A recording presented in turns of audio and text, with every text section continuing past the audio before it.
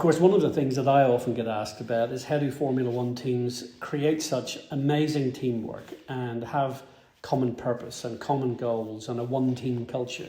And of course, all of that comes from alignment.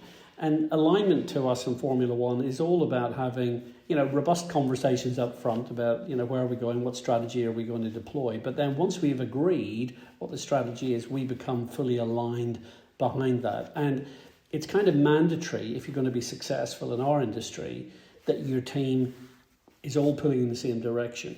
And to do that, of course, there are a number of techniques which are deployed.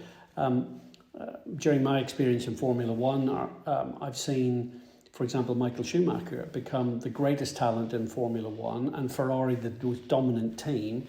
And when you look at what they did, it was to drive a level of alignment across the team so that all the KPIs were fully understood, that there was a real common purpose, there was an alignment. And actually that is something that's then been borrowed by other successive dominant teams within the sport, Red Bull Racing or Mercedes-Benz. So for example, if you look at Mercedes-Benz, they are an enormously aligned team. The reason they won 8 consecutive teams championship is everyone in that organisation knows what the goal is, understands the strategy to get there, has a culture that enables everyone to contribute.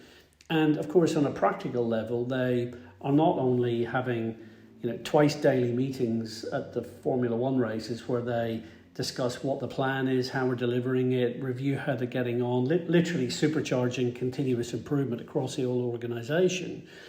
But also they're ensuring alignment across the whole workforce and all functions by having those weekly and sometimes fortnightly town hall meetings. I mean, town hall meetings, it can be a cliche to say that it's a really good opportunity for people to come together. Formula One teams really use those to say, this is where we are, these are the issues that we're facing, these are also the successes we've had over the last week or two. And the whole idea is that you're making sure that everyone in the team understands where we are at any point in time, that there's no room for people to say, well, no one told me, or I don't agree with where we're going, because actually the opportunity is there for everyone to be on board the journey that the business is on. So alignment is absolutely central to ensuring that a team can go on a journey together towards achieving ambitious goals.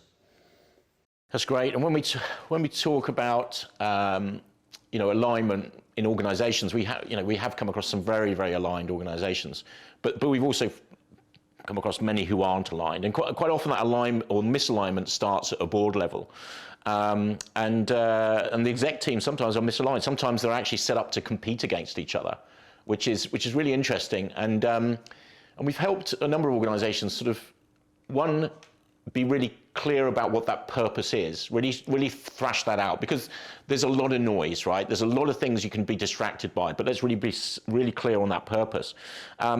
And then the ability to have great conflict and debate, because there's a huge amount of trust in the room. And then the really important thing, which I think is one of Amazon's tricks, which is called disagree and commit 100%, all right? Which is, you can have a great debate and everyone can be heard and we all align around the purpose. We have full transparency about where we're coming from. We have good debate around that, which might be classed as conflict. As long as it's not personal or political, it's okay. But if we get to a point where we go, someone's going to make the decision, maybe it's the CEO, maybe it's a department head later on in the organization, that ability to go, I don't agree with this, I've had my say though, but now I will commit 100% to make it a success, is really key. Yeah, that's so massively important. The speak up and speak out, say your piece when the time is right, and contribute to forming the strategy. But there's no point in people, while the strategy is being delivered, there's no point in people in pulling in different directions. You just get tensions. You will ultimately not get the outcome that you're looking for. And quite frankly, you're giving the competition a perfect opportunity to steal an advantage on you while you're squabbling over strategy. So it is so important to have those robust conversations. And during the course of the pandemic, I did a podcast series, and Toto Wolff from Mercedes, I was watching online. He was talking about the fact that they have some really quite strong arguments when they're devising strategy and having very robust conversations. But as you say, it's not personal. They're just trying to get all of the best possible data and information and expertise up front. But once you decide on what that strategy is, everyone has to get behind it. And there's a real understanding of the benefit of that. One team, common purpose, alignment, common focus. For more information, please visit sullivanstanley.com/future business formula.